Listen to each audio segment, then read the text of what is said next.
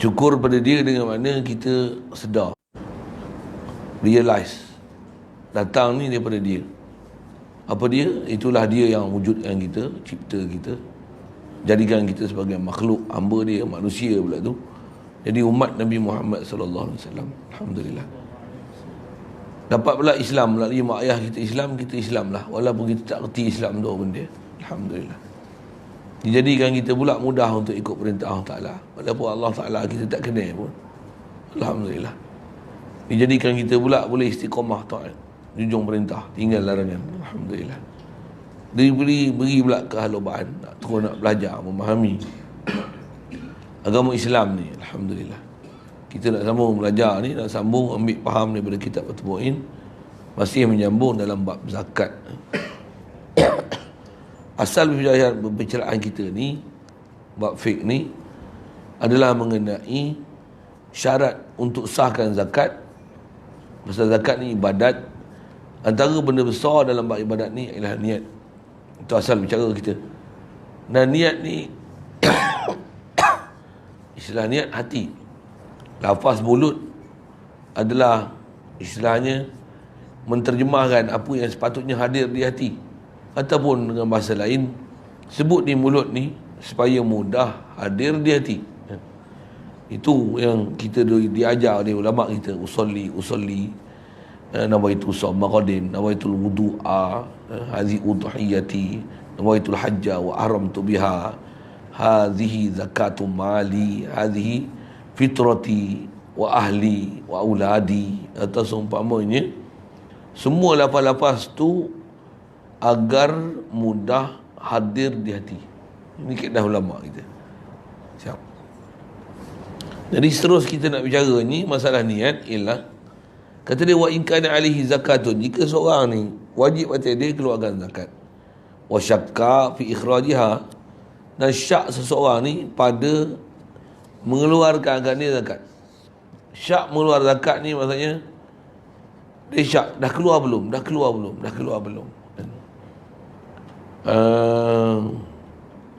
Kaedah zakat ni bila faham nisab dah ada, haul dah ada, zakat tu wajib. Oh tu syak dah keluar belum. Macam mana jawapan dia? Belum keluar. Tu asal lah. Kita kalau fitrah misalnya tahun ni bayar tak? Bayar tak bayar? Memang fitrah dah bayar ni. Bayar tak bayar? Macam mana? Belum bayar. Bayar lah. Baik. Itu kalau bayar, nak niat lah buat keluar apa yang sepatutnya kena zakat tu. Niat ni lah zakat fitrah aku, zakat harta aku, zakat kambing aku, zakat lembu aku, zakat padi aku, emas aku, perak aku, tu seumpamanya. Baik. Fa akhraja syai'an. Baik. Isu dia nak sebut ni satu masalah macam ni. Bila dia ragu, dah keluar belum? Fa akhraja syai'an. Kemudian orang ni dia keluarkan sesuatu, wa nawa, dan dia berniat macam ni. Masalah cara ni, contoh lafaz niat dia. In kana alayya syai'un min az-zakati fa hadha anhu. Kata jika adalah atas aku ni kena zakat. Ni adalah zakat. Dia pegang, katalah duit dia buat keluar misalnya 10,000, ni zakat dia, zakat emas perak dia, contoh. Ni zakat aku, kalau ada kena zakat, ni zakat aku. Wa illa fatatawu'un, kalau tak ada zakat, ataupun kalau zakat ni aku dah bayar, maka yang ni hukum sedekah aku. Dia niat macam tu. Boleh ke niat macam tu? Ada bab lepas kita dah belajar, ada istilah niat yang tak sah di atas dia ragu niat tu.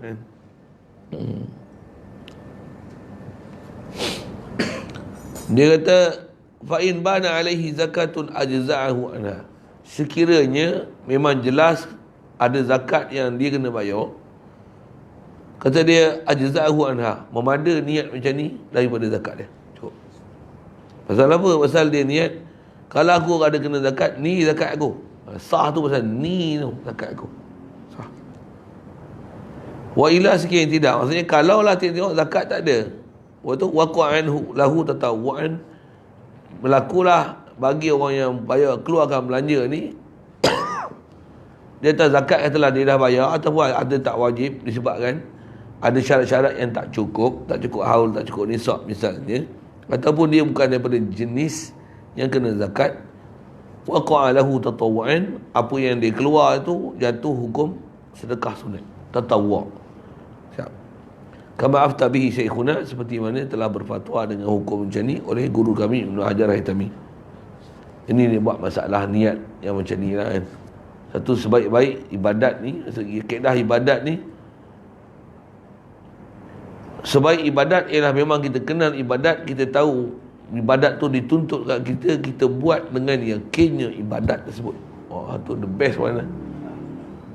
Kalau kita buat ibadat macam ni, yang ni istilah ibadat dalam keadaan kita tak pasti kena tak kena ibadat. Jadi ibadat macam ni tak kemas. Pasal apa? Dia istilahnya ilmu yang ada kita tak mantap, disebabkan kalau contoh saya beri tadi, tak mantap dari sebut dah keluar belum, ataupun tak mantap dari sudut syarat cukup tak cukup kan, ada macam tu.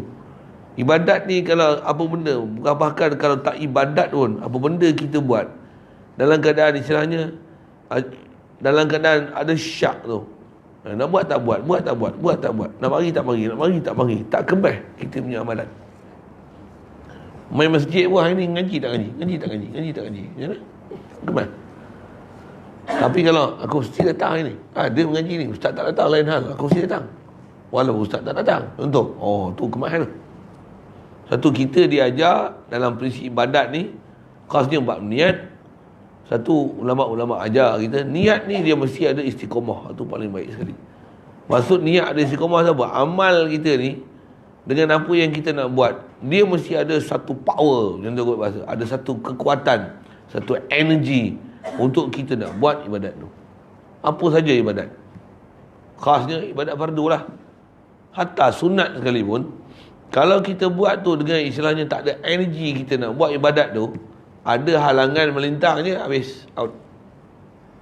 Satu, sebaik-baik ibadat, sebaik amalan, isyarat Nabi SAW, dia kata khairul amali adwamuha wa in qalla.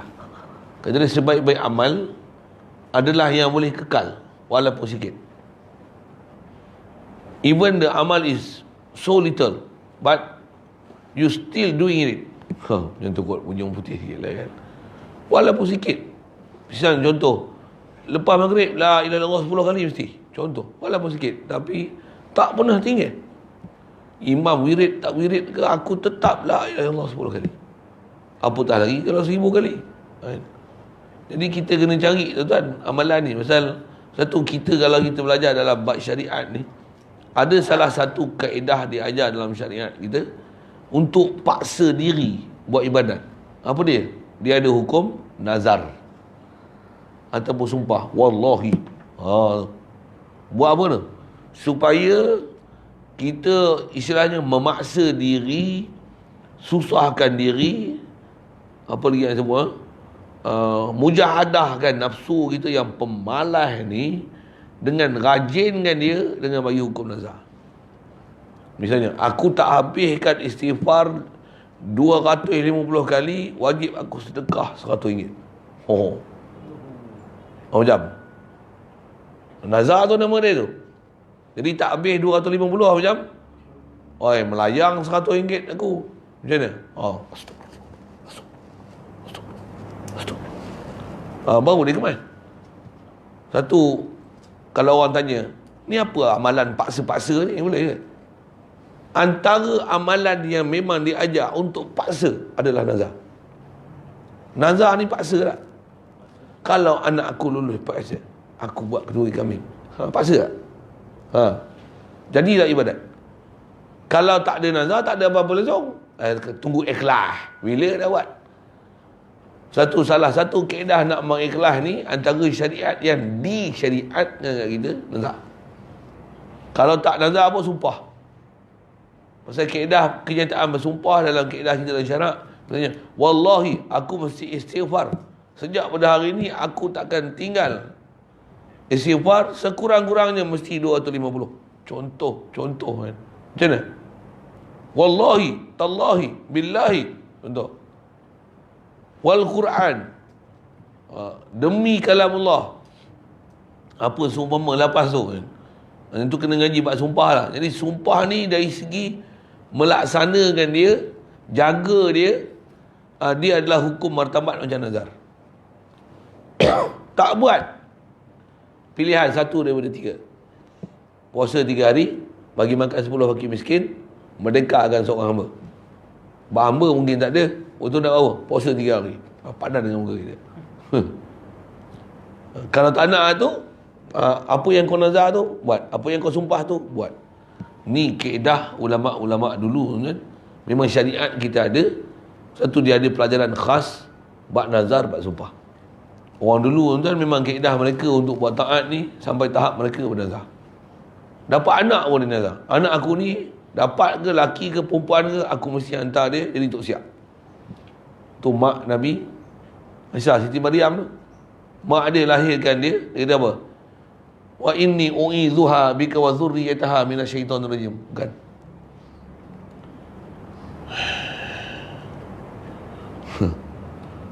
Itu masa dah lahir. Allah.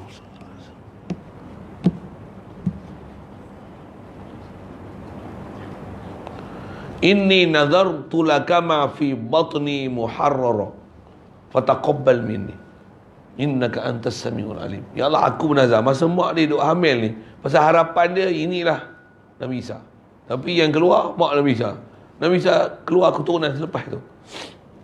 Dia aku bernazar, inni nazar tu ma fi batni muharrara. Aku nazar apa yang dalam kandungan anak ni, tak kira lah lelaki perempuan ni, dia akan jadi muharrara. Ni dia apa? Jadi khadim Masjidil Aqsa, tok siap Masjidil Aqsa. Mak dia nazar ni, macam tengok perempuan macam mana? Perempuan lah, bila lahir jumpa semua tok gua alim ulama, kata dia bagi anak ni besar dulu, bagi sekurang-kurangnya umur boleh datang haid bila? Umur 9 tahun. Maksudnya dia matang, dia reti dah urus diri dia. Masa tu hantar dekat Masjidil Aqsa untuk dia khidmat sebagai tok siap masjid. Dan pada masa tu, antara yang mengasuh dia dan mendidik dia adalah Nabi Allah Zakaria AS. Panjang tu cerita dalam Quran tu, cerita Ali Imran tu. Baik, asal saya nak sebut kaedah nazar tu. Satu, nazar ni salah satu syariat kita. Satu, nazar ni nak buat apa? Supaya lawan dengan nafsu. Cuma kita lah tak, larat tak nak nazar-nazar macam tu? Sumpah-sumpah macam tu, larat tak? Lari malam kita tuan. Tobat tak nazar dah. Tobat aku tak mau nazar lah. Nazar macam aku akan puasa 3 bulan betul-betul, Rejab, Syakban, Ramadan. Wah, macam Ramadan memang kena puasa. Rejab, Syakban tu lah yang nak jadi nazar tu. Macam mana? Aku takkan buka walaupun sehari, melainkan dalam keadaan darurat. Dia punya nazar tu. Macam mana? Puasa lah. Tak larat macam mana pun, selagi tak sampai tahap darurat. Kalau tak makan ni, jadi macam-macam hal lah kan. Jadi gastrik, apa gegila punya pulas perut. Selagi tak dapat suasana dan fenomena itu, selagi tu aku akan puasa. Lembek, lolek apa macam mana sekali, macam mana? Puasa. Ini kaedah lawan nafsu. Tuan-tuan, ulama-ulama kita dulu memang kaedah mereka, memang kita zaman lah ni tuan-tuan nak bermujahadah, bersungguh-sungguh macam mereka tak ada lah. Saya tak ingat imam apa dalam bab baca Quran ni, yang dia bernazar dalam keadaan musafir dia kata apa? Wallahi, kata dia, aku akan khatamkan Quran 30 kali dalam perjalanan aku daripada tempat ni nak pergi tempat ni. 30 kali khatam,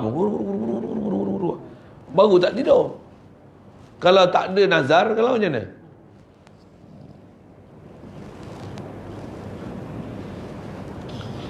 Satu kaedah bangun nafsu ni nazar. Apa? Hidupkan lawan nafsu. Nazar. Cuma kita lah kuat tak kuat. Kuat tak kuat. Satu, kita kalau dapat bimbingan guru, kan, Masya Allah, Allah Ta'ala akan buka pintu hati untuk buat. Dan zaman lah ni kita nak tengok orang yang bernazar, yang mujahadah macam ni, kan, memang payah nak jumpa. Payah dah. Kita tengok yang kata nak nazar, tak ada apa-apa, nak main masjid, nak main mengaji, payah. Mudah-mudahan Allah Ta'ala taufik hidayah kita, bagi kita boleh duduk kedudukan ibadat macam tu. Kalau tak nazar pun, asal nak sebut yang isyarat Nabi, kita apa? Khairul amali adwamuha. Sebaik-baik amal adalah yang adwam, yang dia boleh kekal, ada konsistensi. Wa in qalla, sekalipun dia sikit. Okay. Cari jalan tengok macam mana apa benda tu. Satu kaedah-kaedah ulama dulu, dia perwajibkan di atas diri dia, aku mesti lepas subuh la ilaha illallah 100 kali. Dia wajib atas diri dia. Bila dia buat berjaya tu yang dia akan ijazahkan apa yang telah dia berjaya dan dia dapat capai satu kedudukan yang mulia di sisi Allah Ta'ala, yang dia boleh menzuhirkan sifat kehabaan diri dia pada Allah Ta'ala.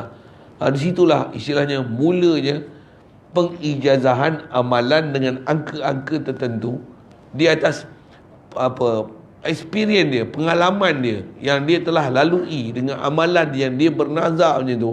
Bila dia capai satu tahap yang kedudukan yang sangat mulia di sisi Allah Ta'ala, dituntut sangat dalam agama, jadi boleh jadi orang takwa. Yang tu yang dia ajar anak murid dia, kalau kau nak aku boleh ajar dengan kau. Apa dia?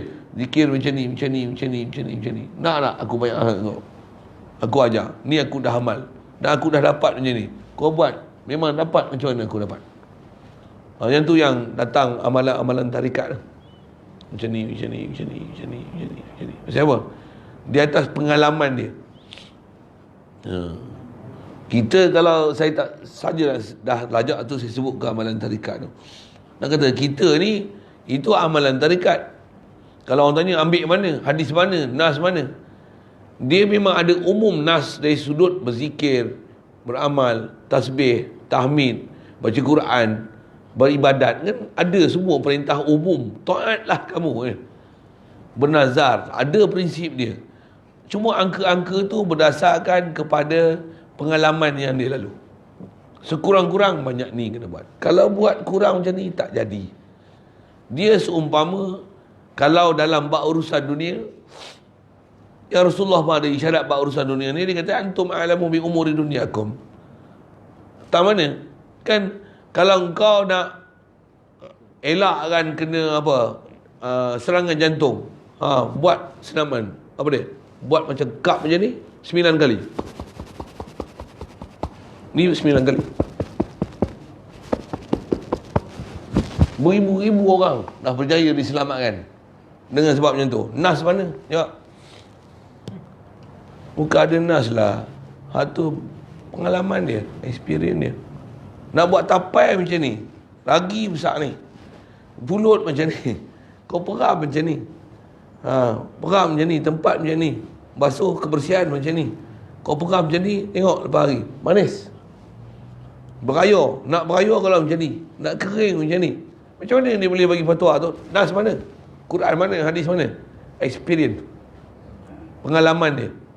Kalau urusan dunia pun ada hukum hakam, angka, had, disiplin yang tertentu untuk latihan, untuk menjayakan dia berdasarkan experiential dia, pengalaman dia lalu buat proses dan latih tubi yang telah dia lalu. Bab nak pergi jalan kau tak nak bersopan. Satu, kita dapat amalan untuk guru kita duk ajar macam ni. Macam petua baca Quran, hafal Quran. Kalau kata nak hafal ni, petua dia macam ni. Mana nas? Memang tak ada nas, tapi dia ada pengalaman dah macam ni. Nak fotokopi macam ni, tengok je Quran. Tak payah baca, tengok. Okey. Belik 15 minit. Tak payah baca. Tak payah hafal. Tak payah sebut. Tak payah ulang. Kau scan aja dengan mata kau. Mata ni, istimewa orang salah bagi. Memang banyak benda kita tengok mata boleh lekat dalam mata dia. Boleh lekat dia. Boleh ingat pula. Boleh memori sendiri tak? Tapi kita tak gunakan scan tu. Scan dalam komputer boleh hilang. Scan ni susah hilang. Tengok muka ni, nama scan. Kalau kita buat boleh sebenarnya. Kita tak latih. Jadi dia ajarlah macam ni. Nak hafal pun macam ni. Ulang macam ni. Ulang banyak kali. Berdiri, duduk, bangun, tidur, terbaring, baca terbalik. Dia sebut tu dan dia ajar tu pasal apa? Experiential dia, pengalaman dia. Jadi saya kesana sikit saja pasal nak sebut mengenai latihan, nazar, buat ibadat. Pasal kadang baca bab fiqh ni biasa hukum tu satu tapi nak faham kita dalam proses nak berjalan, nak bersungguh-sungguh, nak buat kerja agama ni, tak dapat tidak ni memang kena macam tu. Menghafal misalnya, saya masa duk ngaji pondok dulu, Tok Guru suruh hafal macam ni. Hafal je ni, kau pandai kata dia. Betul. Memang kalau hafal ni pandai. Dia siap bagi dalil lagi macam mana kata dia. Man yahfaz hujjatun ala man lam yahfaz. Siapa yang menghafal, hujah di atas orang tak menghafal. Memang betul. Walaupun kita sebut perkataan profesor mana-mana, kita boleh sebut satu-satu. Ingat dia. Orang hafal dan ingat ni, dia akan jadi hujah kepada siapa yang tak ingat.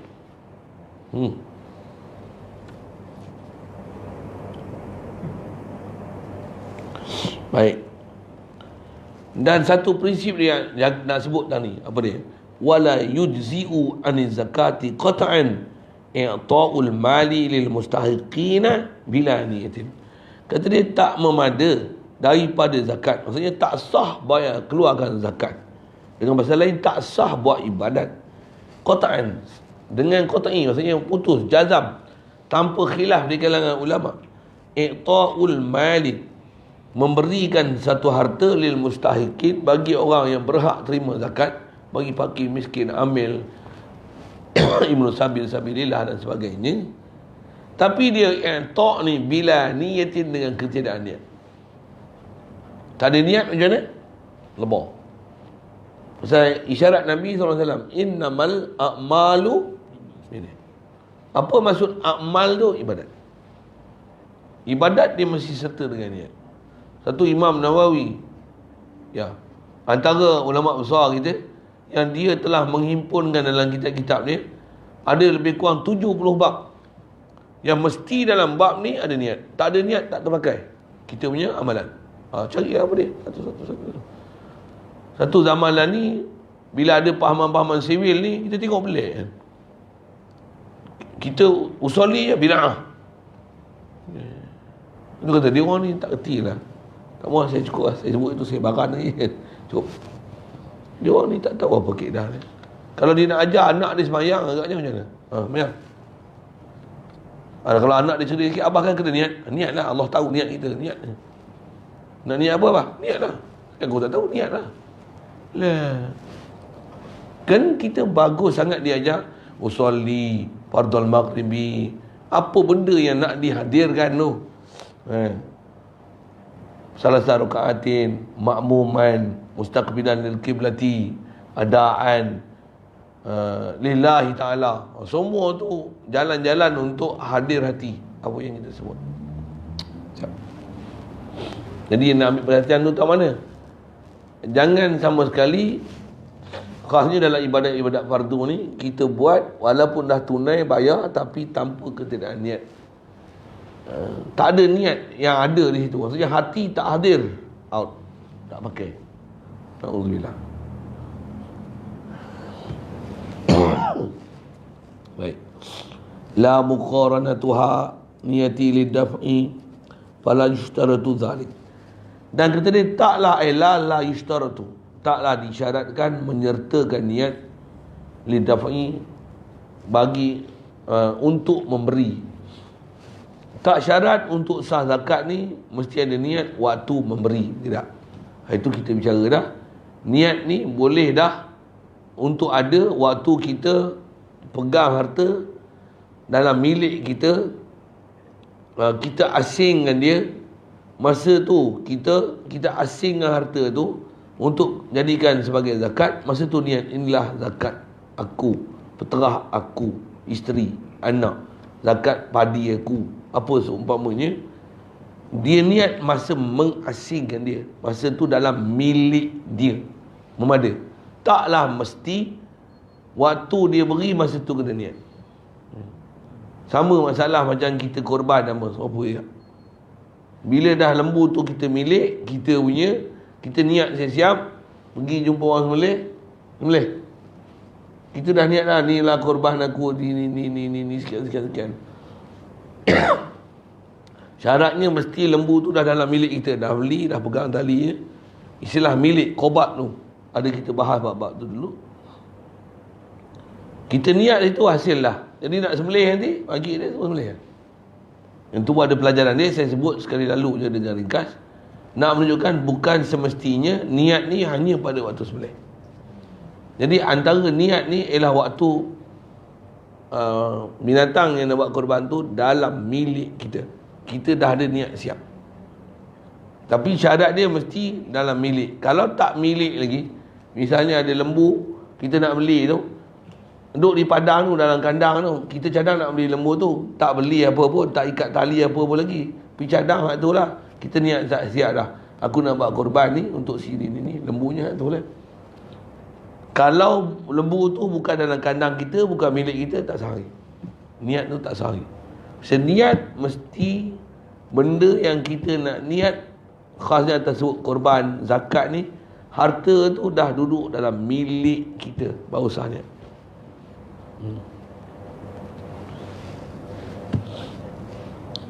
Jadi pala istaratu zalik, tak syarat niat waktu kita beri, bal takfi niyatu qabla al-ada, bahkan memadai niat sebelum waktu bayar dan tunaikan dia.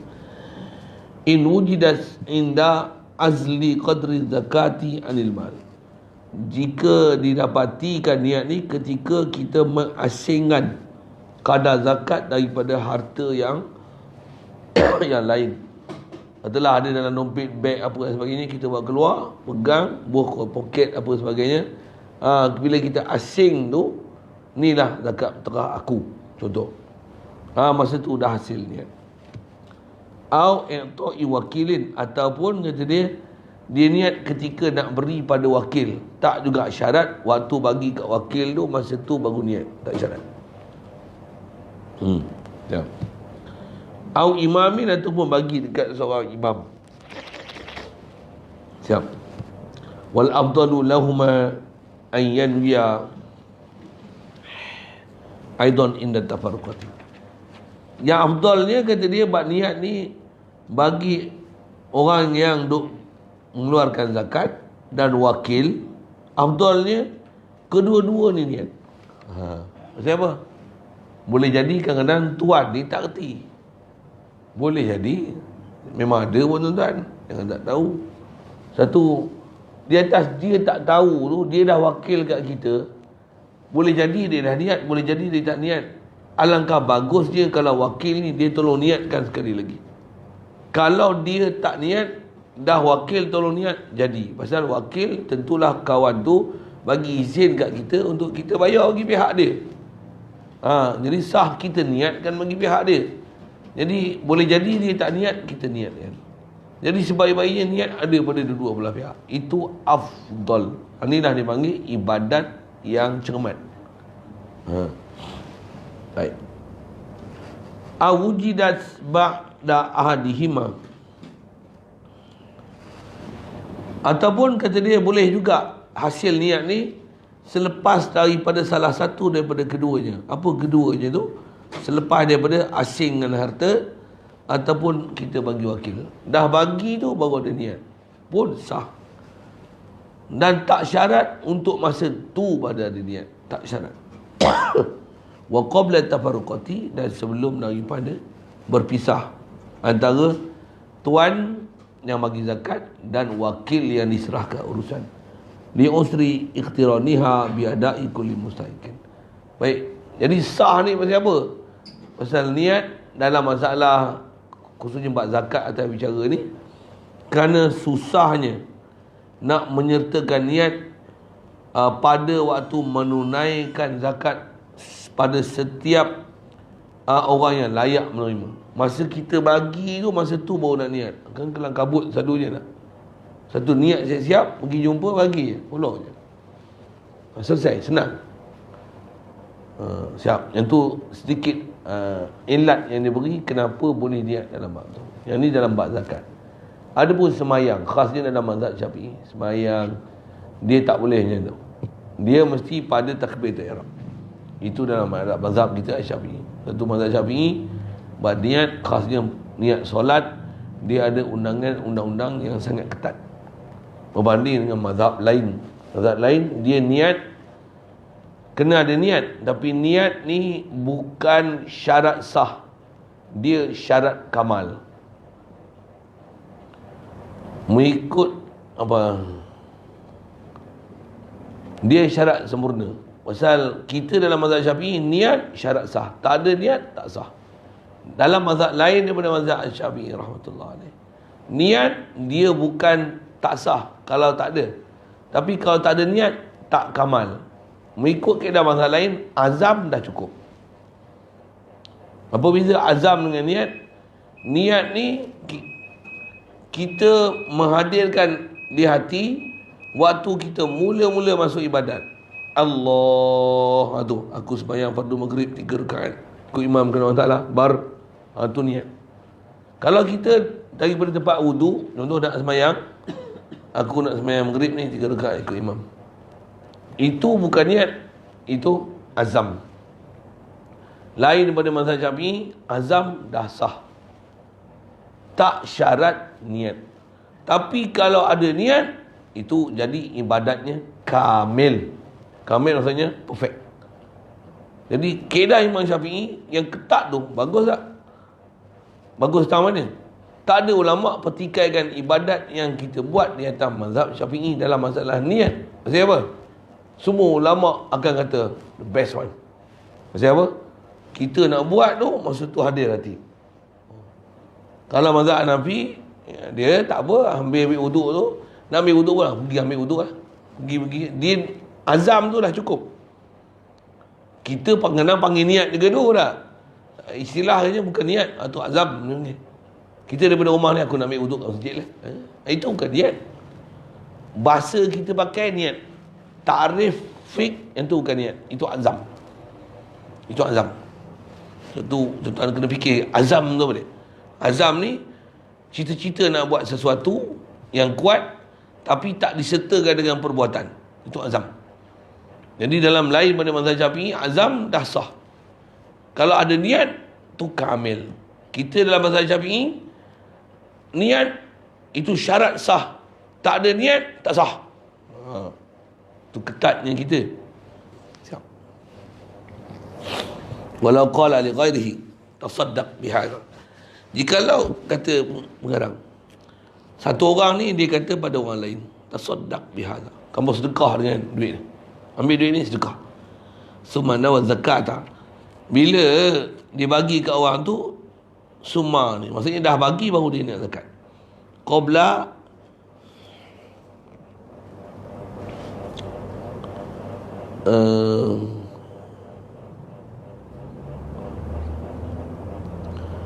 tasaddaqa. Oh, yang ni dal dia tak ada. Qabla tasaddaqahu bidzalik. Sebelum orang tu bersedekah. Sebelum orang tu bersedekah, baru dia niat zakat. Masa harta tu ada di tangan wakil. Sah tak? Boleh tak? Yang ni dia nampak masalah ni. Ajza'athu an zakat. Niat macam ni imam ada. Maksudnya apa? Bila dia bagi kat wakil, wakil tu hukum macam dia. Walaupun dia serah tak ada kat tangan, tapi wakil tu asal dah ambil duit daripada dia. Contoh duit lah, saya buat misal tu, untuk keluarkan zakat. Waktu wakil tu pegang, masa tu dia niat, lepas tu bagi. Sah niat pada masa tu. Kan lagi baik niat sebelum pada itu kan. Tapi nak sebut, boleh ke dah serah kat wakil baru niat? Boleh. Tapi sebelum wakil tu agihkan duit tersebut. Kalau dah bagi duit kat dia, bagi ni kau agih. Dah agih dah, baru kata kau dah agih dah, siap dah. Tak apalah, aku niat zakat. Tu tak ini. Siapa? Dah serah pindah milik baru niat. Tak boleh. Mesti niat dalam milik kita. Mesti niat dalam milik kita. Saya ada sebut beberapa perkara itu dalam kaedah mazhab kita Syafi'i khas je. Satu, mesti benda tu dalam qobat kita, milik kita, di tangan kita.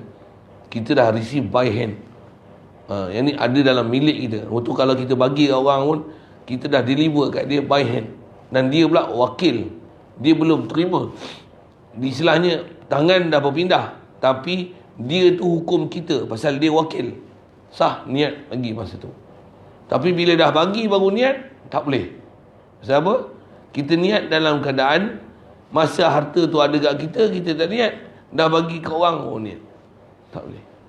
Dalam bab zakat, tak boleh.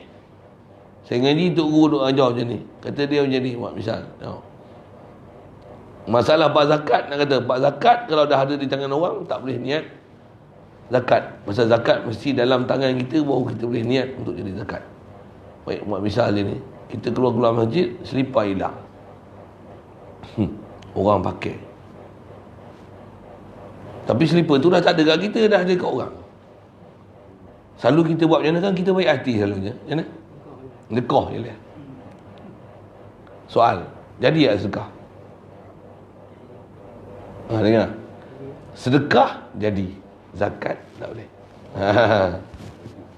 Pasal zakat bab wajib. Sedekah jadi. Sedekah jadi. Si baik jadi jugalah sedekah. Cuma takut macam ni, dah niat sedekah, waktu main esok tengok ada balik selipar tu. Ambil pula. Buruk siku rupanya. Itulah pula. Kita kadang hak tu yang lemah tu. Bila tak jumpa, tak apa, kita silent kan je. Bila jumpa balik, ambil buruk siku rupanya. Dah bagi ke orang, sedekah lepas tu. Jumpa, balik pula sebelah. Jumpa balik rupanya selipar aku ya. Kalau ikut, tak pandang lah. Siapa? Aku dah niat sedekah. Baik. Walau qala li akhar. Kalau dikata pula bagi satu orang lain, iqbid dini daini min fulan. Kata dia, engkau terimalah hutang aku daripada si fulan. Maksudnya ada orang hutang kat kita 1,000 contoh.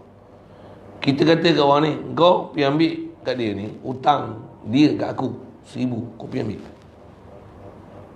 Jadi memang hutang tu dia kena bayar kat kita, tapi duit tu tak ada kat kita lagi, ada kat orang tu. Kita suruh pergi ambil. Lepas tu, wa huwa laka zakatun. Bila kita kata kau pergi ambil, dan bila kau ambil tu, hutang tu kira zakat lah kat kau. Suruh kena je. Okey tak? Jadi kita ngaji nak faham mak ni ya. Dia dah bagi kaedah, betul dia bagi masalah. Kau pandai tak menilai? Orang hutang kita, tapi duit tu kat dia lah. Hutang. Memang asal duit kita, tapi duit kita dia dah belanja. Yang dia nak bayar tu bukan daripada duit kita, yang duit dia yang lain. Jadi bila kita suruh orang ambil, dia ambil lah, dia tak bagi kita. Kita kata kau ambil duit tu, yang tu kira zakat lah kat kau. Sah tak niat zakat ni? Kenapa? Kerana waktu kita niat tu, dia harta tu bukan ada di tangan kita. Jadi apa kaedah nak bagi sah? Suruh ambil dulu, nanti bagi kat aku. Peganglah duit tu. Baik lah. Ni nah, untuk kau. Aku niat ni. Niat kan? Ni zakat yang wajib atas aku. Engkau sebagai penerima ni. Silakan. Baru jadi. Jadi niat mesti dalam kita, kobat kita. Kita dah receive by hand. Tu dia nak sebut. Jadi kita dah jawab awal. Tak betul lah jawapan. Kalau suruh dia ambil, kita kata ni zakat, lam takfi. Tak cukup. Tak memadai. Hatta yanwiya huwa ba'da qabdi. Sehingga berniat ia, pemilik harta tu, ba'da qabdi, selepas qobat, selepas dia receive by hand, dia terima di tangan. Dia dah terima hutang tu di tangan dia, baru dia niat ni lah zakat aku, baru dia bagi, baru sah jadi zakat. Satu yang itu saya ada bicara bab-bab bayar zakat online, apa saya ada sebut macam tu kan. Masalah apa? Masalah ni lah. Satu saya duduk ngaji, Tok Guru bila dia baca bab-bab macam ni, ulama kita dah buat misal macam-macam gini-gini, masalah kobat tak kobat. Jadi bayar online ni macam mana? Dia kata macam ni, sehari kita kata tak boleh, dah kelahi dengan orang tu. Memang kelahi kan. Pasal kita baca fiqah macam ni, detail. Tu saya mengaji macam ni, memang benda saya ingat semua kan mengaji ni. Alhamdulillah, Allah Ta'ala bagi ingat pula tu. Apa dah sebut. Dia kata apa? Macam ni lah. Kalau orang tanya kata macam mana, yang ada kat tangan tu kau bayar lagi utama. Online tu dah tak ada arah dah. Itulah kaedahnya nak bayar. Bayarlah cara itu. Tapi kalau selagi ada macam mana, tak usah bayar cara gitu. Bahkan ada di tangan, niat bayar. Hak tu adalah kaedah asal kita. Jawab tu. Nak bagi hukum tak sah ke orang, bagi orang marah. Tu je. Bukan takut dengan orang, tapi apa? Tak nak kelahi. Tapi kalau saya kelahi juga. Saya kelahi juga. Saya apa? Merepek dia orang ni, entah apa benda. Wa afta ba'duhum anna tawkila al-mutlaqa fi ikhrajiha yaltazimu tawkila fi niyatiha. Kata dia, dan telah berfatwa sebagian pada ulama bahawasanya kalau mewakilkan yang mutlak, maksudnya aku wakilkan kau untuk bayar zakat lah ni, kita wakilkan dia macam tu. Fi ikhrajiha, pada keluar zakat, yastalzimu tawkila fi niyatiha, dia melazimkan wakil serta dengan niat sekali. Maksudnya pendapat sebagai ulama kata, kalau kita wakil ke orang untuk keluarkan zakat, orang yang jadi wakil tu wajib atas dia kena niat zakat. Kalau ikut asal, tidak. Dah dia wakil, dia bayar, dia bagi je lah kan. Melainkan kita suruh, ni kau niat tau. Kau niat, dia kena niat lah. Saya menyambikan dalam bab tu serupa dalam bab korban apalah. Satu, kita kadang mengaji tak sempurna. Yang kita tak, orang kata apa, tak mahir dalam bab-bab hukum syarak ni. Kalau saya sendiri sebagai, kalau bab korban ni, antara orang yang selalunya dipanggil untuk menyembelih binatang korban, saya lah. Dulu tak apa pandai menumbang lembu lah, ni insyaAllah pandai. Tengok YouTube pun kan, ikat pusing perut apa, senang. Cara-cara dulu ada, cara susah dulu. Kita pun tak pandai. Bila tengok orang tunjuk lah ni, senang, macam-macam cara ada untuk menumbang lembu. Beli je pisau tajam sikit, rasanya kita sembelih untuk kita je. Tengok orang puas hati kita punya cara pengendalian binatang tu. Ni baru ni pun banyak juga lah lembu tumbang di tangan kita kan, pasal orang suruh. Pergi lah sembelih, bukan payah, tumbang, ikat, lepas tu saya nak cerita apa? Nak cerita niat tu. Kuasa sembelih mesti dia beri. Pasal tidak, kita tak boleh sembelih lembu orang. Pandai-pandai sembelih tu, mati kau kena bayar. Pandai-pandai kau sembelih, kuasa mesti dapat. Siapa nak niat?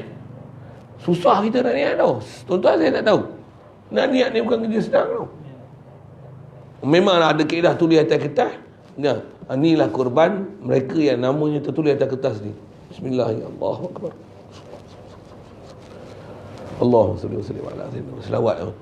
Apa saya nak sebut tu, memang boleh niat macam tu.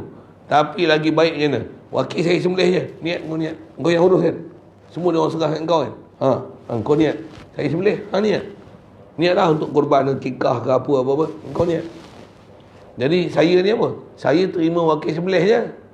Dia pun milik lembu, dia lah niat. Dia boleh bagi kat saya, dia boleh transaksikan niat tu kat saya. Saya tak nak. Niat, saya niat susah. Tapi kalau kita yang korban, memang kita ingat lah, aku siapa, mak aku siapa, mak menakan siapa, sepupu siapa, birah siapa, yang ni, yang mana ingat. Bukan gaduh suruh orang.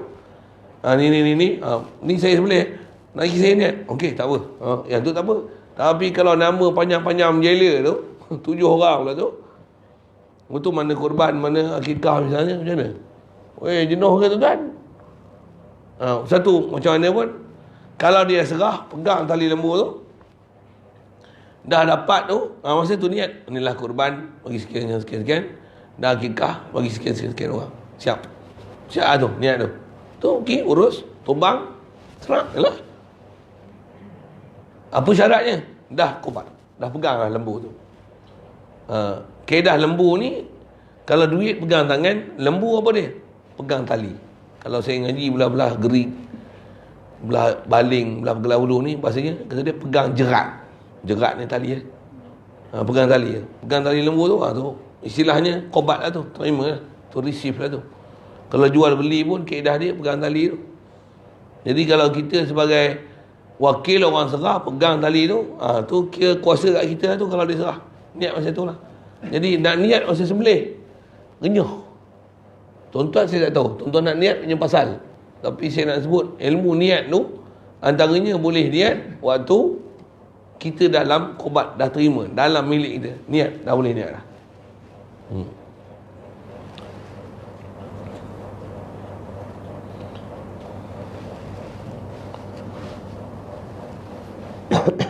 Jadi sebagian ulama mengatakan bila wakil mutlak ni maksudnya aku wakilkan engkau lah bayar zakat ni.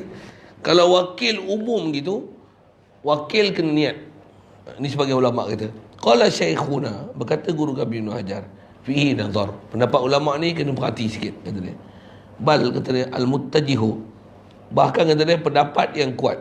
Terjemah mudah itu. Al-muttajih yang muttajih maksudnya yang kuat. Annahu la budda min niyatil malik. Tak dapat tidak daripada niat pemilik au tafwiduha lil wakil, ataupun menyerahkan dia bagi wakil. Jadi dia sebenarnya bukan kaedah bagi wakil, aku wakilkan engkau lah bayar zakat ni. Kalau umum macam tu, wakil kena niat. Tak, itu bukan format dia. Format dia macam ni. Siapa yang kena niat, tentulah malik, bukan wakil. Jadi bila wakil tak wajib niat asalnya. Yang wajib niat adalah pemilik. Macam mana pun wakil niatkan, dia sebut tadi sangat bagus. Pasal nak cermat, takut pemilik tu bodoh. Gitu. Asal hukum macam mana, niat tertanggung di atas malik. Lepas tu salah satu kaedah dia yang memang yang ni hukum asal, malik bila dah serah wakil, dia serah pada wakil untuk wakil niatkan. Itu kaedah asal. Boleh faham? Buat apa? Tentu kita kena faham disiplin muamalat ni, apa dia, apa yang asal tak asal, siapa dia yang kena asal yang utama, siapa yang besarnya.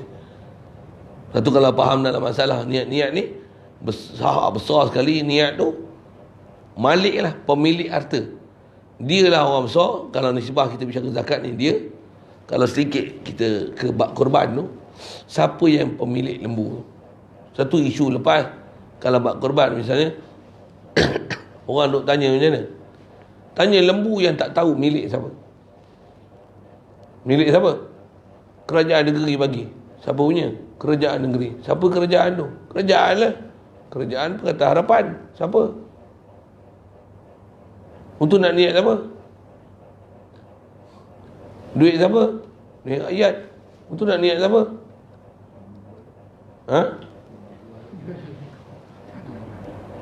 Itu buat macam mana? Sembelih makannya. Jangan tak sembelih makan. Tu makan-makan lah. Nebuh nama. Dia kalau bubuh nama pun kaedah dia, siapa yang ada kuasa nak bubuh nama? Siapa? Lembu siapa? Siapa pemilik? Dia tak bubuh nama. AJK bubuh nama. AJK itu pemilik kan?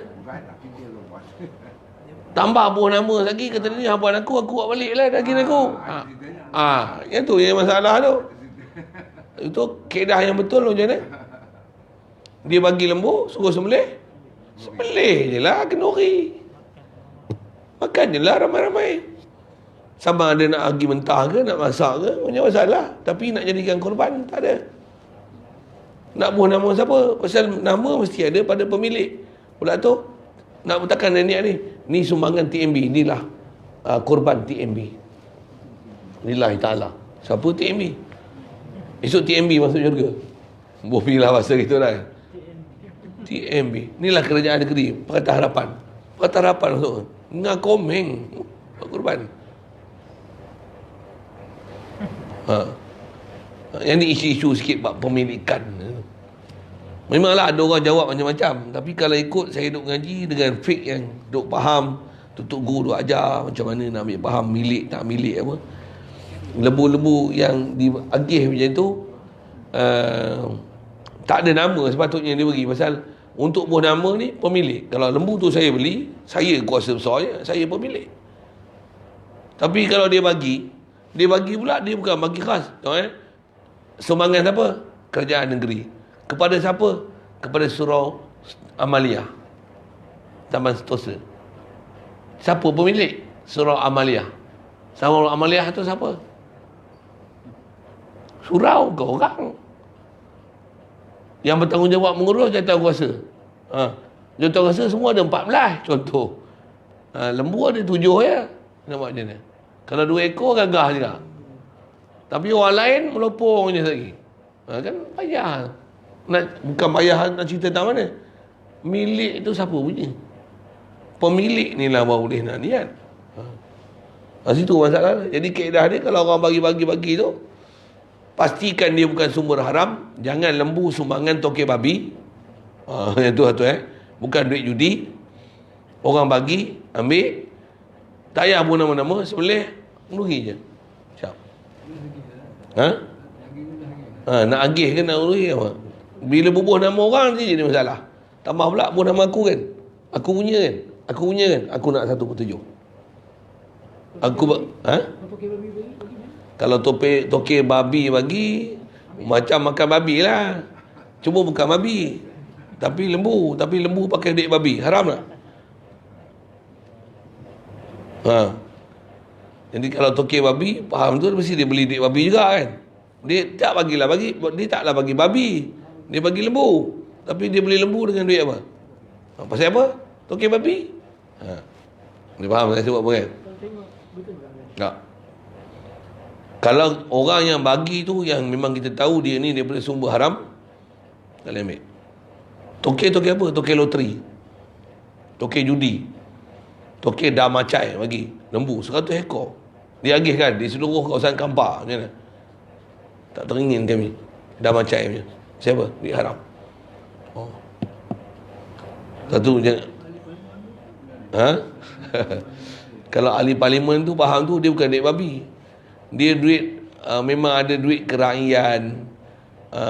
Yang duit tu dia tukarkan dalam bentuk binatang tu untuk dia nak agih. Selalu macam tu lah. Dia orang muka buat baik hati benar nak bagi. Yang tu semua nak pancing undi je. Ya. Betul kan? Memang yang tu kan?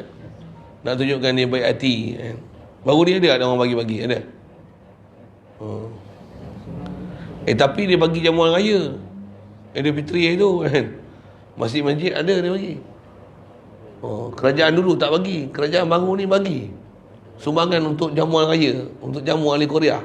Ada kan? Tu pergi semakan tu. Tu je ada. Dia bagi makan lah. Tapi semua tu pasal apa? Dia ada maksud lain. Ada makna tu. Okey. Siap. Sebab dia hamidi. Kalau yang cekor, kalau yang kongsi tu, satu bahagian kebau ke lembu 7 bahagian. So, hak milik tu masa kata peserta dalam itu bila ni dia bukan yang mutlak dia punya ni. Ya. Yang tu yang kaedah pengurusan yang paling baik. Pasal kalau ikut dia punya proses berlapis-lapis tu, bagi duit, tak beli lembu lagi kan. Jadi duit bukan boleh buat datang korban kan. Duit nak beli lembu. Jadi bagi duit, beli lembu dulu. Dah beli, baru nanti atas nama milik, nak pegang tali. Lepas tu, wakil sembelih pula. Lepas tu, dah agih, nak agih pula, nak wakil agih pula. Kan banyak kerja tu. Satu kaedah terbaik dalam masalah macam ni, kalau jenis orang yang mengurus ni, apa dia? Mintakan kuasa, dengan masalah lain, mintakan izin dan restu, buatkan korban bagi pihak dia dengan duit dia bagi sejumlah ni. Itu je. Izin dia tu. Jadi niat nanti siapa? Siapa yang handle? Siapa pengurus? Siapa conduct? Siapa management? Siapa jadi manager pengurusan dalam pengurusan tu? Jadi bila dia dapat serah tu, kuasa tu kat dia. Dengan ni saya nama-nama sekian tu, contoh ayat tu, menyerahkan wang sejumlah RM700 untuk korban atas nama saya. Sekian. Contoh. Ataupun nama ibu saya, siapa dia dan lain-lain itu. Jadi izin telah diberi. Duit dia bagi. Jadi bila izin bagi, beli lembu apa-apa semua, dan kita pula telah katakan bila bagi ni maksudnya kami akan hanya serahkan katalah 2 kilo daging ataupun tak serah. Semua ni serah kat masjid lah ya untuk agih. Ya, memang saya nak bagi kat masjid semua. Jadi kalau dia setuju semua tu, saya bagi. Siapa yang urus, dialah nanti jual beli. Dialah wakil dekat tukang sembelih. Nisbah niat, dialah akan niat. Pasal izin tu diberi pada siapa yang mengurus. Kuasa tu kat dia. Tu kaedah yang paling mudah dalam bab pengurusan. Kalau jenis seorang-seorang ni, sagi mula-mula wakil beli lu. Ni lembu, setuju tak harga macam ni? Setuju. Dah beli lembu, orang ni datang, orang ni tak datang lagi. Lepas tu nak bagi wakil tukang sembelih pula, orang ni datang, orang ni tak datang. Halo, ni lembu macam mana ni? Kan susah tu. Lagi ni tak datang, untuk wakil sembelih pula. Dah wakil sembelih nak agih pula. Kan susah. Jadi kaedah paling senang, ambil izin, serah duit, bagi aku buat. Siap. Maknanya yang kita tak datang itu pun tak apa. Tak apa. Jadi niat tu siapa? Siapa yang ngurus. Pasal izin tu diserah kat dia. Kalau duk tengok kaedah pengurusan yang terbaik, macam tu. Dia mudah. Berbanding dengan wakil satu. Dia renyah. Bukan salah, tapi renyah. Tak datang seorang lagi, kata dia, tunggu aku datang dulu. Kan susah. Untuk pukul 3 baru datang daripada pagi. Oh, dah dia bagi syarat itu, tunggu aku datang dulu. Aku nak tengok juga. Kan susah ke orang. Kan ada cara senang dia tak? Kita pun pedak lah esok. Nama orang ni tak payah ambil. Siapa? Nyusah je. Itu yang datang pukul 3. Kalau datang esok, tak rasa nak menampur je. Okay. Jadi nak sebut, apa kaedah pengurusan ni yang mudah? Nak ajar tu. Niat masa dia serah duit tu, dia niat lah. Ya, dia istilah niat tak juga. Pasal dia tak ada milik apa-apa lagi kan. Jadi istilahnya, dia bagi izin untuk kita buat korban kat dia. Dengan dia serahkan duit. Pasal kalau dia tak serah duit, kalau saya misalnya ada satu bahagian, saya kata, awak ada buat korban, ada kikah tak contoh saya? Ada anak nak buat kikah, nak buat belum? Belum. Nak tak saya buatkan kikah untuk anak awak? Oh, elok sangat lah tu, katanya. Dia izin, saya boleh. Dia tak izin, tak boleh. Itu saya pakai lembu saya. Bahagian saya. Jadi yang nak tu besar apa? Izin tu. Jadi kalau dia izin tu, duit dia bagi. Macam mana? Lagi baguslah. Cuma duit ni kalau ada lebih macam mana? Itu pandai-pandai lah lagi kan. Selesaikanlah macam mana pun. Upah orang buat kerja ke apa ke. Beli plastik apa nak agih-agih. Saya duit tu kira semua tu pandai-pandai lah lagi. Dia dah lepas tu, kuasa kat kita. Izin lah yang kita. Ya, besar tu izin. Ya, besar tu izin. Satu dalam pengurusan korban ni, besar tu kalau duk berarti izin. Ayat wakil-wakil ni dia cek sikit dalam tu. Wakil beli, wakil niat, wakil agih, cek. Izin, siap. Izin.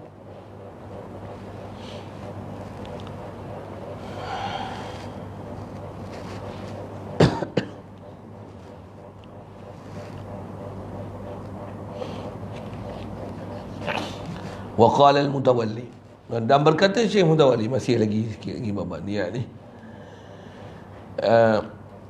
Wa ghairuhu, dan selain daripada Syekh Mutawalli, yata'ayyanu niyatul wakil idza waqa'a al-fardu bi ba'lihi. Kata dia, tertentulah wakil kena niat idza waqa'a al-fardu bi malihi, jika berlakulah fardu zakat itu bi malihi,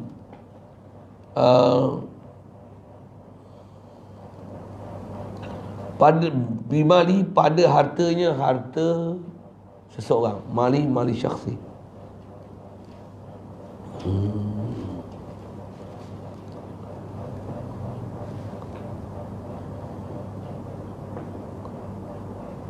Kita baca bi an qala lahu muwakkiluhu, dengan bahawa berkatalah kepada wakil, orang yang mewakil ni, dia kata macam ni, kata dia, addi zakati min malika. Kata dia, tunaikan zakat aku daripada harta engkau. Orang, kita ada zakat nak kena bayar, katalah 1,000. Kita kata kat dia macam ni, aku ni kalau ikut kena bayar zakat 1,000. Aku nak wakilkan kau bayar zakat aku, tapi pakai duit kau. Wakil lah tu, izin dah bagi, kita nak niat tak jadi. Pasal apa? Harta dia kat dia, harta dia, kita suruh pakai duit dia. Masa tu wajib atas wakil, dia kena niat untuk bayar zakat bagi pihak kita. Cuma nanti kita nanti apa? Tu istilah ganti balik lah yang telah dia gunakan daripada harta dia. Nak bincang tahu ni niat. Jadi wakil tu wajib niat. Kita niat tak sah dan tak memada. Siapa? Kita suruh dia bayar zakat pakai duit dia. Jadi harta tu tak ada kat kita untuk sahkan niat yang istilahnya kita sebagai malik tu dalam harta tu, dalam harta kita. Tak ada. Dalam milik kita.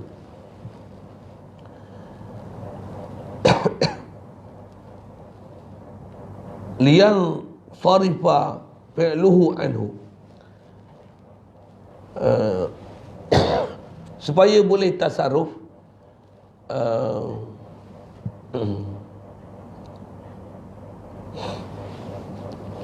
liang sarifa fi'luhu anhu, supaya boleh berpaling fi'luhu, perbuatan malik ni, anhu, tak kena, supaya boleh berpaling fi'luhu, perbuatan wakil, anhu, ganti daripada yang malik.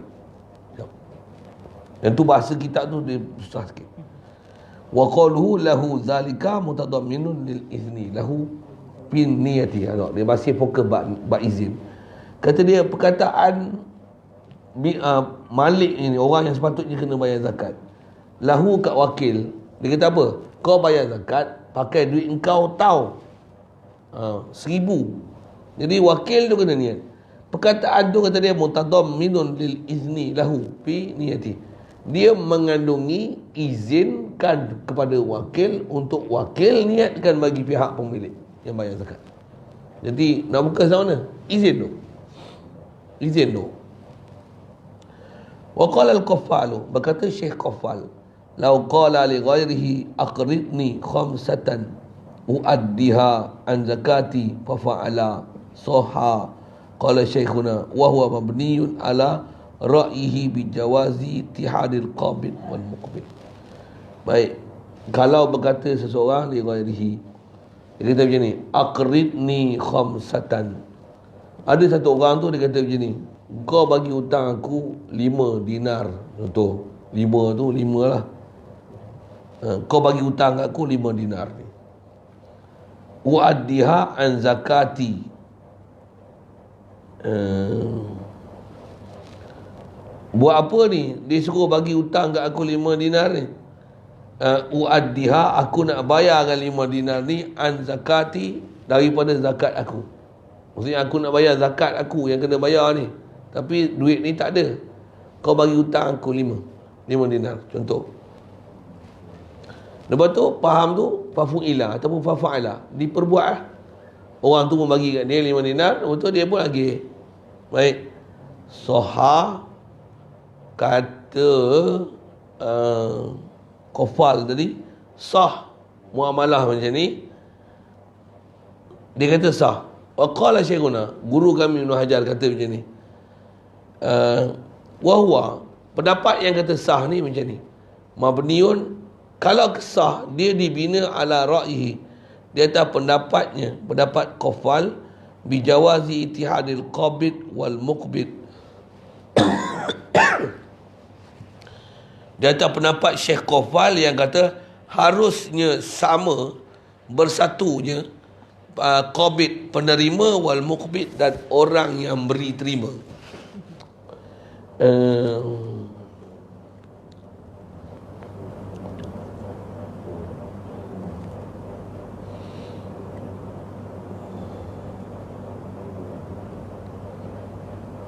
Aqridni khamsatan.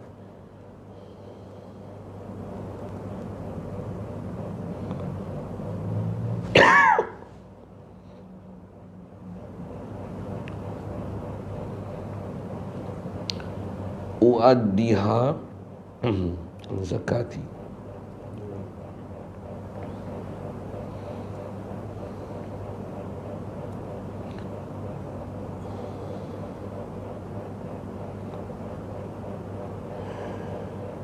Kau bagi aku hutang 5. Slow sikit. Okey, tak?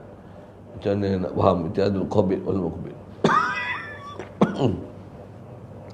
Kau bagi aku 5, aku nak bayar zakat tu daripada 5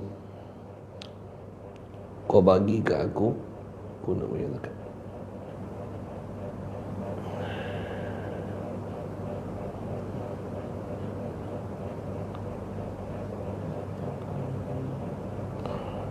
Slow sikit. Boleh faham? Allah.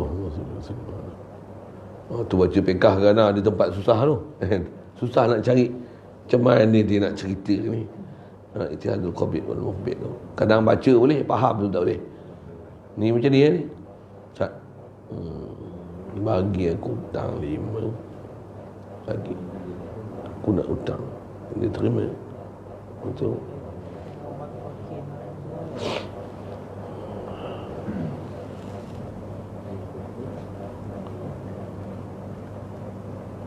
Tuaddiha aqridni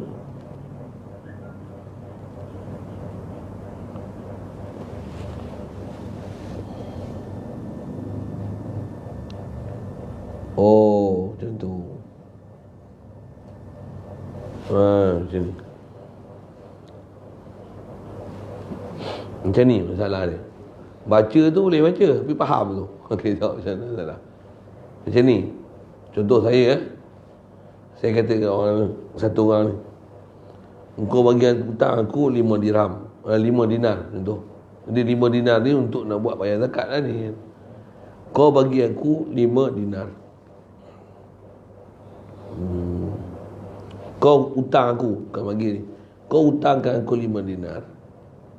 Lepas tu 5 dinar tu engkau niat yang tu jadi zakat yang aku kena bayar. Jadi bukan dia bagi pun. Dia tak bagi. Tapi orang tu setuju nak bagi hutang kat dia. Asal kita kan macam ni kan. Kau bagi aku hutang 5 dinar, dia bagi, dia ambil. Okey, aku bayar zakat. Memang boleh macam tu. Memang tak ada masalah macam tu. Jadi yang ni dia tak serah pun. Kau hutangkan aku 5 dinar, boleh? Boleh. Setuju? Setuju. Okey. Tapi tak bagi pun.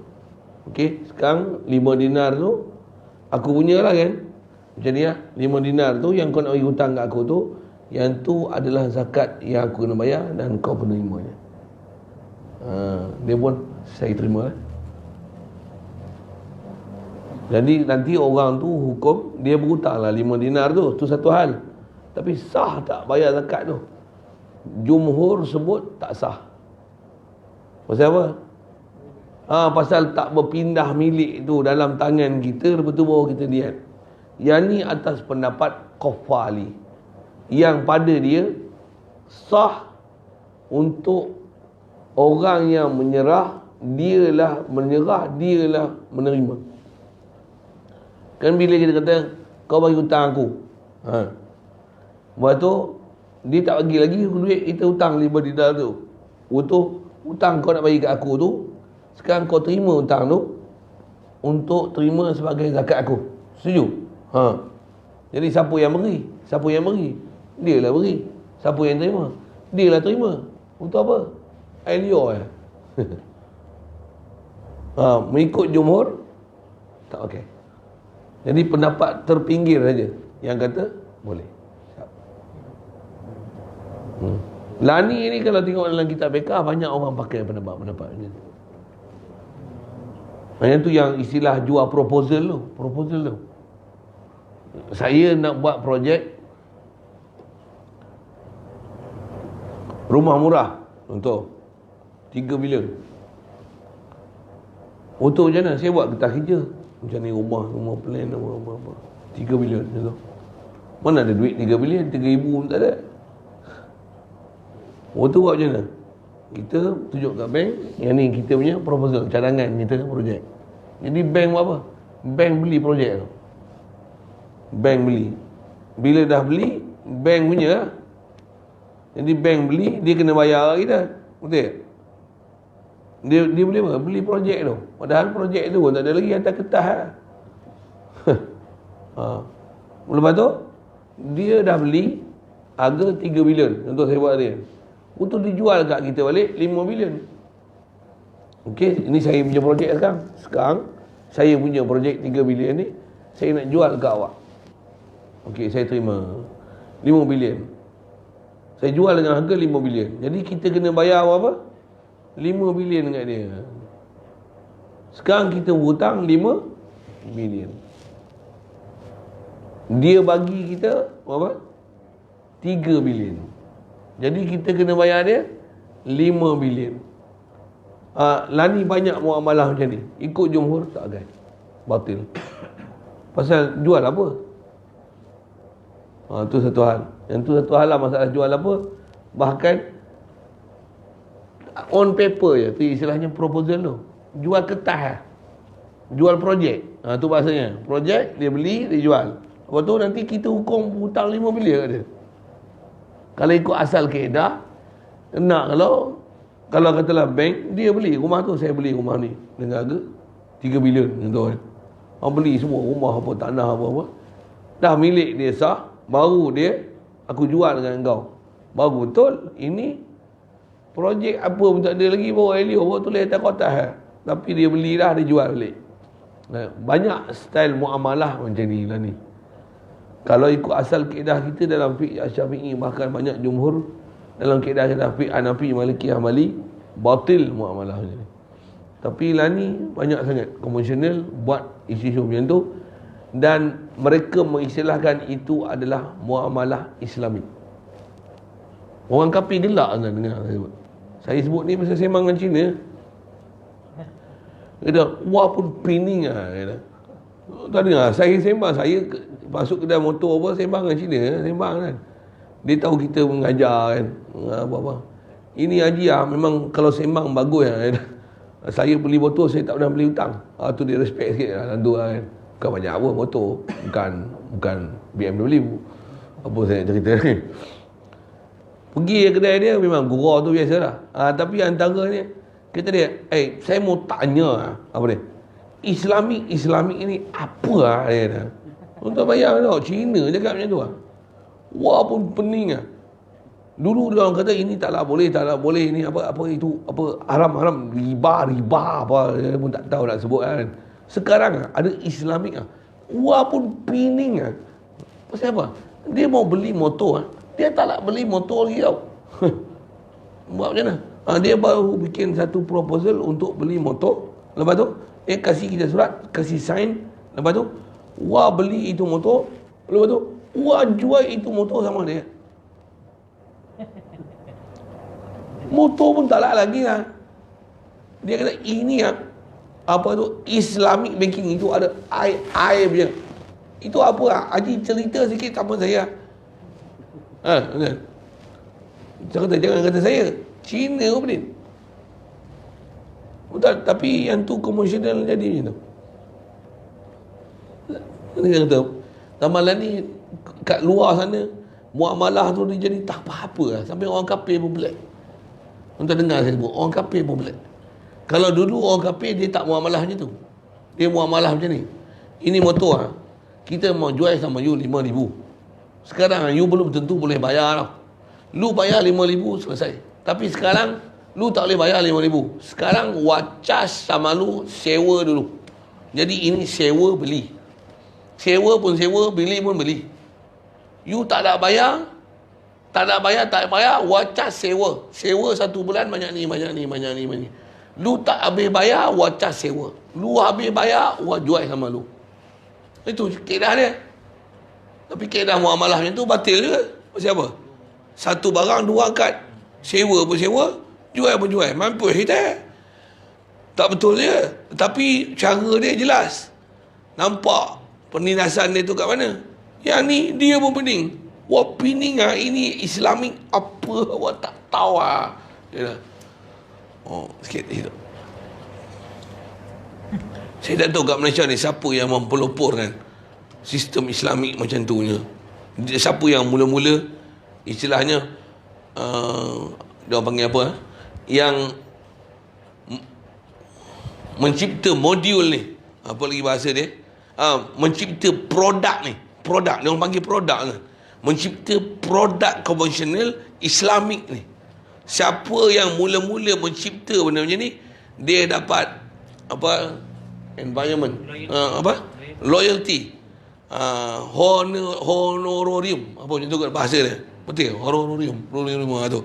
Dia akan dapat loyalty di atas dia yang membuat kertas cadangan, idea yang tu istilahnya apa?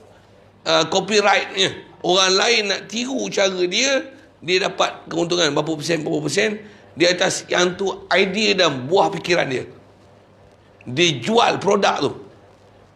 Oh. Saya tak tahu siapa dia kepala otak yang bawa tu. Tapi itulah pening itu. Kaedah kita asal tak ada. Mesti sah. Apa benda yang nak beli dijual, ainnya mesti ada. Itu yang jual saham pun macam tu kan. Dia orang duk kata sah jual saham. Saham ni apa?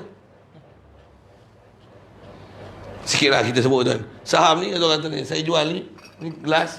Saya dapat satu kertas jual. Ni kertas ni. Tak apa, resit jual gelas. Oh tu, gelas ni resit ni saya jual. Jual resit ni. Gelas duduk situ ya. Lepas tu saya pecahkan 10. Jadi 10 resit pula. Lepas tu jual pula kawan ni, jual. Jual apa? Jual saham. Apa saham tu? Jual kertas. Benda yang dijual apa? Gelas biji. Dia boleh jual, pecah lagi. Dia adalah sistem dia buat kiraan macam mana. Tapi itulah jual beli saham. Tu yang tengok nombor macam gila tu.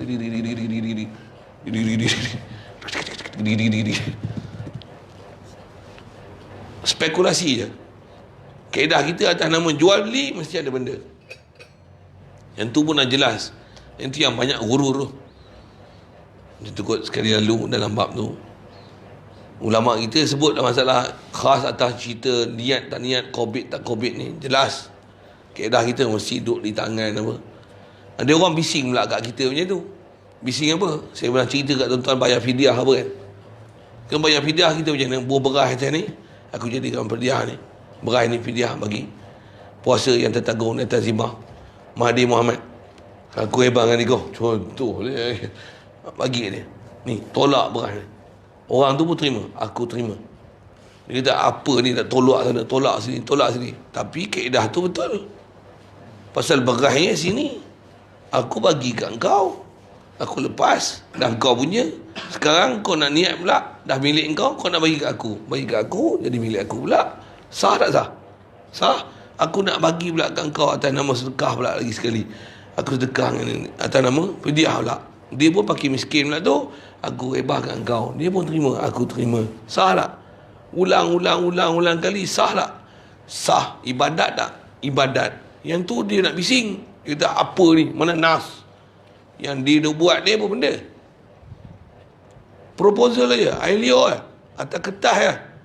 Tak ada benda. Yang tu beras betul-betul beras. Kita pelik buat macam ni. Fake yang ulama kita kata boleh, dia bertikai. Yang ulama kita kata tak sah, dia pakai. Boleh kot, faham tak? Ikut situ. InsyaAllah kita sambung. Wajada likullin ikhrajuz zakat mushtaraki bighairi iznil akhar. Yang ni masalah benda-benda yang kalau bersyarikat, setiap ahli syarikat dia boleh mengeluarkan zakat bersendirian walaupun tak diizin oleh ahli syarikat lain. Saya mahu tu.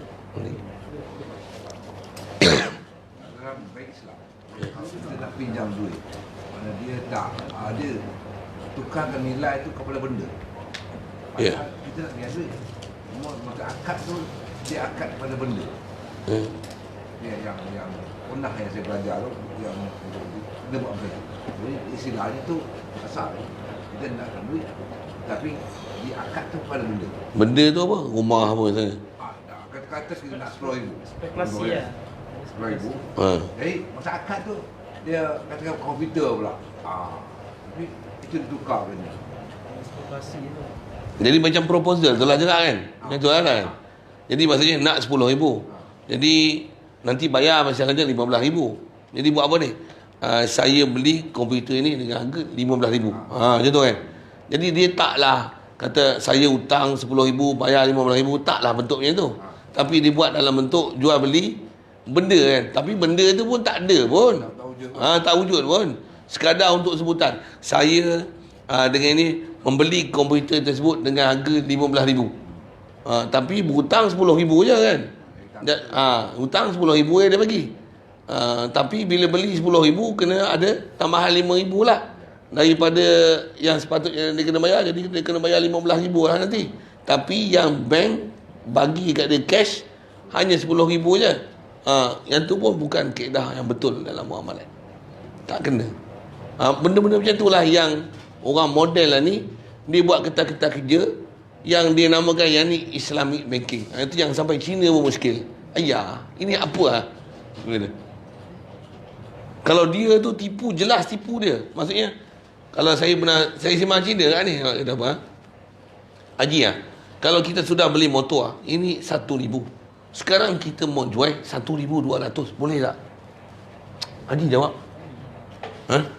Boleh tak? Inilah meniaga. Inilah meniaga. This is a business, you know. Inilah business, mak. Sekarang, you utang sama saya 1,000.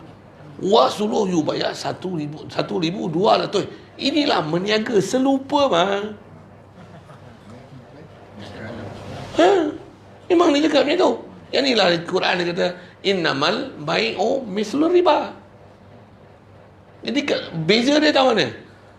Baik ada benda dia. Jadi riba ni benda tak ada. Kalau memang beli motor 1,000, lepas tu dia jual kat kita 1,200, tak ada masalah. Tapi yang ni kita hutang. Ni hutang bukan jual. Dengan sebab hutang 1,000 tu kena bayar 1,200 misalnya. Itu riba. Pada dia itu bisnes. Dia punya muamalah macam tu. Tapi bila orang yang kemudian ni duk buat bentuk macam ni lah. Jadi dia taklah dalam bentuk hutang tu. Tapi macam ni, saya nak hutang 10,000, macam ni lah. Akhir hutang 10,000 ni, awak bukan hutang 10,000. Awak jual kat saya komputer berharga 10,000. Saya akan bagi kat awak 10,000 lah. Okey. Lepas tu, sekarang komputer ni, awak mesti beli balik komputer yang awak dah jual tu. Tak ada pun komputer tu. Dengan harga 15,000. Setuju? Jadi awak kena bayar. Pasal apa? Pasal awak beli komputer 15,000 kat saya. Saya beli kat awak komputer tu dengan harga 10,000. Komputer pun tak ada. Ni Islamic banking. Jadi saya beli komputer ni dengan harga 10,000. Tak ada pun on paper je, proposal je. Lepas tu saya jual kat awak dengan harga 15,000. Jadi dia bagi 10,000. Lepas tu kau akan kena bayar kat aku semua nanti 15,000. Jadi bukan riba kata dia. Yang ni adalah Islamic banking. Itu dia punya. Itu riba. Macam main-main. Kelakar. Tu kata, Cina pun kata, ayah, ini apa punya Islamic, Allah pun tak tahu pining lah. Tapi dia orang sudah bikin lah. Antam sajalah. Saya gayakan Cina ni, saya kemang dia. Dia tanya saya kata, kalau saya belajar bukan ini macam mana? You dulu you ingat lah, you jual motor macam mana? Wah tahu lah, awak sudah meniaga lama lah. Tu kes memang ada lah. Dia kena saya punya panel motor repair kat dia kan. You pun tahu lah kita meniaga macam mana. Betul lah, ni jual beli macam ni. Haji pun tahu lah. Dah aku tak tahu, aku duk ngajak semua yang ni betul tak betul. Macam ni salah menindas. Mau cari makan, inilah meniaga Haji. Dia peniaga dia jelas. Riba dia, kaedah dia. Yang ni nama Islamic. Tapi dia pening. Di mana Islamic tu? Yang ni kalau dengar orang luar kata, ustaz ni macam tak nakkan Islamic banking je. Aku kan tak nak. Habis aku pening. Cina pun pening. Memang dia tak ada cerita kat dia apa sebenarnya dia buat. Mana benda tu. Tu je istilahnya, dia hanya jual proposal. Istilah saya duduk jumpa kawan-kawan saya yang pernah ambil loan macam ni, personal loan macam ni, istilahnya dia panggil jual projek atas angin. Dia buat kertas kerja, jual projek. Ada seorang kawan saya, dia meniaga puyuh. Dia buat projek puyuh, tak ada pun lagi. Nak modal lah benih, kereban apa semua, tempat peti sejuk apa untuk frozen kan puyuh tu. Tak silap saya 50,000 kot. Jadi dia buat proposal tu, bank beli cadangan projek dia 50,000. Itu bank jual balik kat dia dengan harga 75,000 dalam tempoh 25 tahun. Tu dia tanya saya, ustaz macam mana saya jual projek itu, saya beli balik projek yang saya punya tu. Jadi bank bagi kat saya 50,000, Jadi dia bank dengan saya 50,000, tapi saya kena bayar di atas projek yang saya dah beli kat dia. Jadi projek itu bukan saya punya dah lah. Projek yang saya beli pada dia. Mana projek tu? Dia kata, mana ada lagi. Baru cadangan projek, tapi dia dah beli. Jadi saya kena bayar projek tu, pasal saya beli projek tu daripada dia dengan harga 75,000. Saya kena selesaikan 75,000 dalam tempoh 25 tahun. Boleh tak saya punya muamalah macam ni? Saya kata, ni apa nama ni? Ni jual beli projek atas angin. Dia orang panggil ni Islamic banking, Ustaz. Itu kali pertama saya dengar.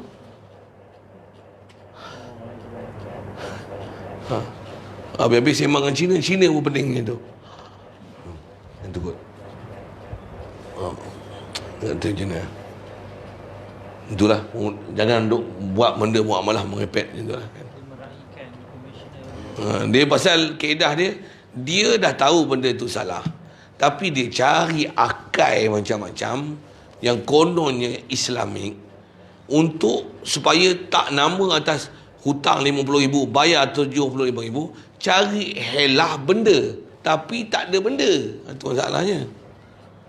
Yang ni yang kefiat yang tak betul di situ lah. Ramai pun yang projek tak jadi. Asal dia dengan akad tu. Oh, dia nak akad. Betul. Kalau pandang kaedah dia tu, dia nak memandang besar akad tu. Jual, apa tu? Beli. Jadi saya bukan hutang, itu riba 25,000, 50 bayar 75. Bukan. Saya jual ke awak, lepas tu awak beli ke saya. Sekarang awak sedang membayar pembayaran yang awak beli projek tu daripada saya, yang saya dah beli pada awak. Jadi saya bagilah awak punya 50,000, awak kena bayar saya 75,000. Dia nak akad projek tu, jual beli tu. Dia hanya pandang sudut itu. Tapi istilahnya benda yang tak ada tu, dia tak tahu. Saya tak tahu, dia hilang akal lagu mana. Kalau kita ngaji kitab ni, misal katalah kita ada sepasang lembu baka baik. Sekarang anak dia ada, anak tu boleh jual pasal anak tu ada orang anak lagi. Kata dia anak tak keluar lagi, duduk dalam perut. Anak dalam perut tak boleh jual lagi, tapi dia belilah benih itu dengan harga RM3,000. Tu ada orang lagi. Saya kata lembu ni tak beranak pun lagi, yang ni pun dah ada orang punya. Tunggu lepas dia beranak ni, beranak lagi sekali. Yang tu pun dia boleh jual.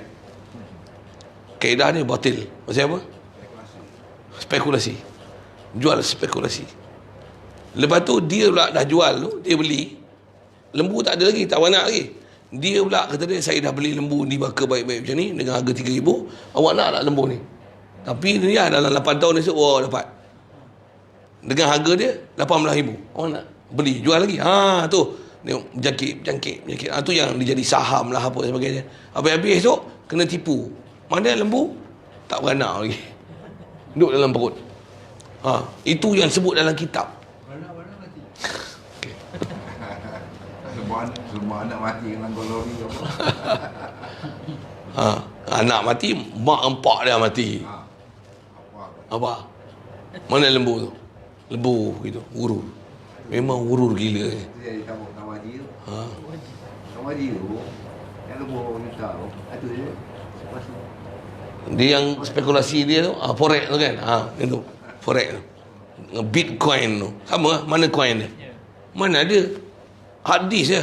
Dia tu kot pasal dia. Hadis lah. Macam tu lah. Apa Bitcoin? Bitcoin ni dihurai lah. Gelebuk.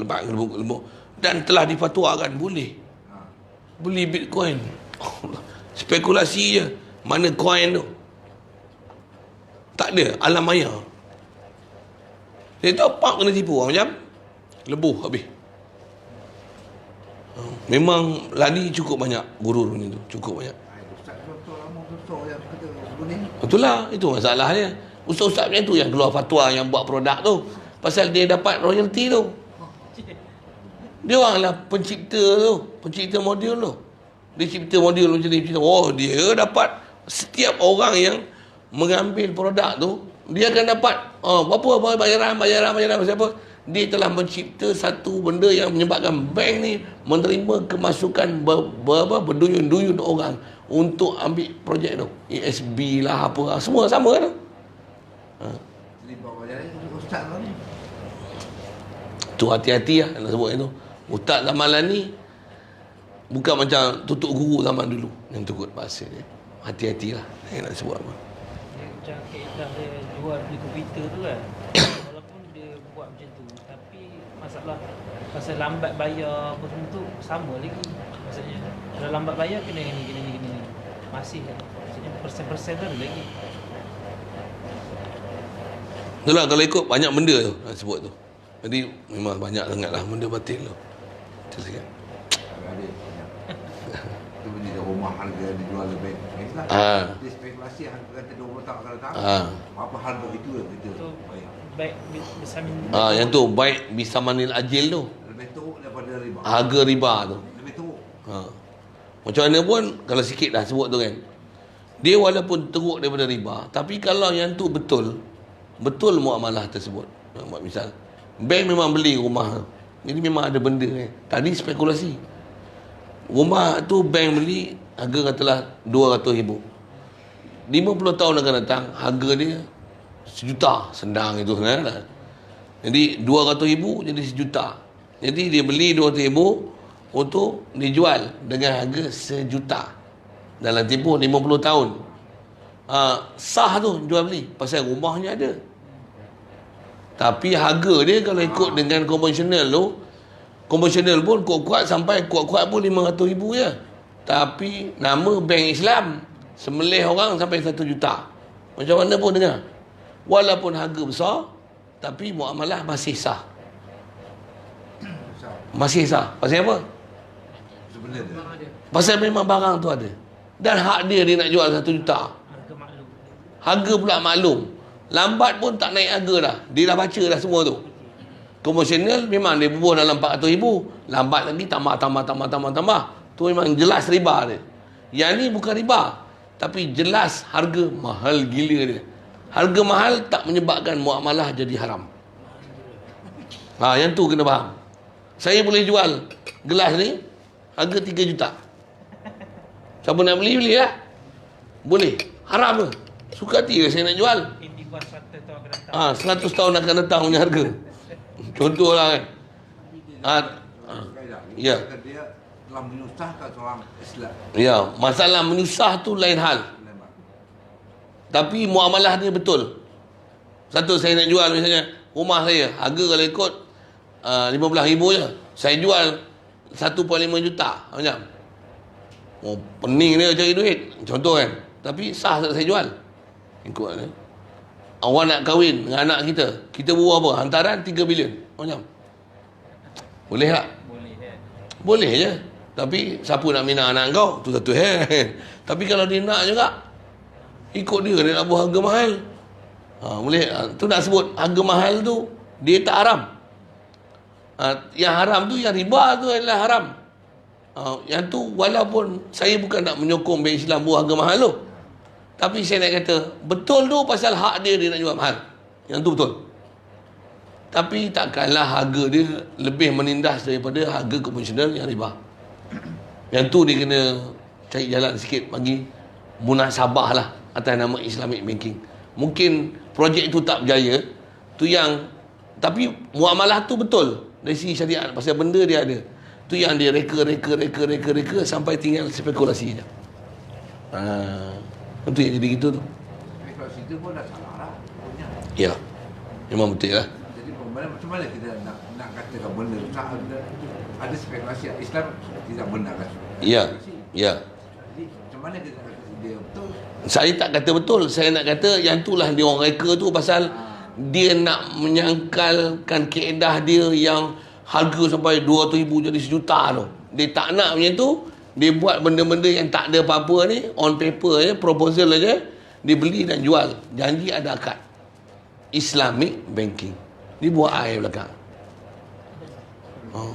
Itulah masalah kita. Saya nak kata apa? Batil memang batil. Kita pun nampak batil. Tapi dia bagi satu. Ha? Kalau awak tu mati dalam tempoh tu, Tak payah-payah. Hak tu lah orang lembut tengah tu. Itu insurans lah. Yang tu kena bayar insurans pula. Bayar insurans. Yang tu satu hal lah mati kan. Tapi kena diinsurans kan, kena buat satu bayaran lagi. Satu kadang-kadang ada orang lelaki yang dia tengok orang perempuan pejabat awam, dia jadi isu macam tu pula. Ni pejabat awam, dia dah buat agreement macam ni, beli rumah macam ni, hutang macam ni, kalau dia mati aku dapat rumah ni. Saya aku suami. Itu orang mati betul. Kawan pula kanser lah apalah. Mati aku punya. Kahwin orang lagi, dapat rumah lagi. Ada pula yang ambil kesempatan macam tu, satu pasien pula. Yang tu satu hal. Sajalah tambah isu. Ada. Memang ada. Ada orang. Wah, saya ingat mereka je rupanya ada jumpa. Doktor pencet. Dia Pencen. Kutip pencen. Betul. Kahwin dengan ni, suami ni dapat pencen ni. Yang ni pun memang dah penyakit pun risiko mati besar. Kahwin dengan ni dapat pencen macam ni kan. Kalau mati bila kahwin dapat pencen ni, habis dah. Pencen lagi. Sampai 6-7 pencen dengan dia. Ya, ada. Yang ni jenis kutip pencen pula. Yang tu belah perempuan. Macam-macam kan kita tengok masyarakat ni. Bila Allah buka matlamat, habis. Na'udzubillah. Mudah-mudahan tak nak pelihara kita lah. Kita bila faham ni, takut kita tengok kat luar tu. Takut sangat. Allah Akbar. Takut tu. Tengok bank Arul Zaini. Saya tak mau jadi bank tu, susah. Allahu Akbar. Bismillahirrahmanirrahim. Allahumma nawwir qulubana min nur hidayatika kama nawwartal arda min nur syamsika abadan abadan bi rahmatika ya arhamar rahimin. Warzuqna fahman nabiyyin wa hifzal mursalin wa ilhamal malaikatil muqarrabin wa sallim tasliman ala jamil anbiya'i wal mursalin walhamdulillah.